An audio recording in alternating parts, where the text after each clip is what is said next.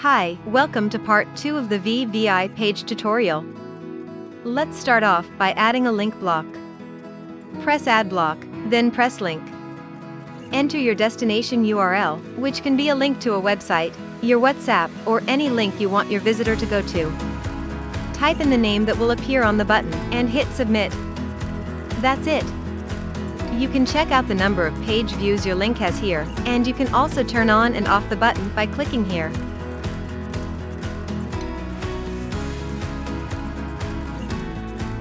Press on the three dots and press Edit to further customize your button.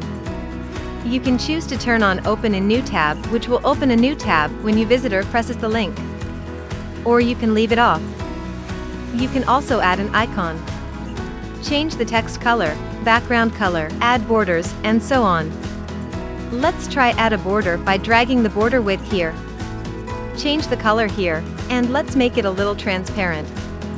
Let's change the button to a round button, and put the border style to outset. Let's give the button a little effect by changing the background color. And also, let's make it a little transparent. Nice! You can even add a little animation to your button. Try it out by going through the different animation effects. Let's try the bounce effect here. Don't forget to press Update when you're done. There you go! Now let's change it, so the animation runs 3 times. Press Update when you're done.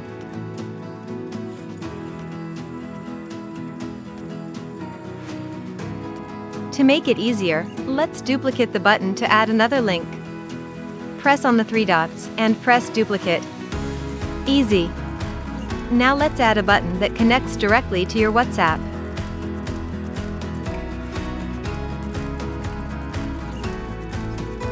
Fill in your WhatsApp short link here, then add a name for your button.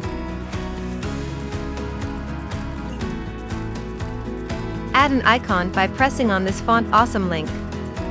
Type WhatsApp on the search bar, and then copy the link. Go back to your hats.app page, and then paste the link here. Remove all the gibberish like so. Then make sure you press Update. That's it. Simple.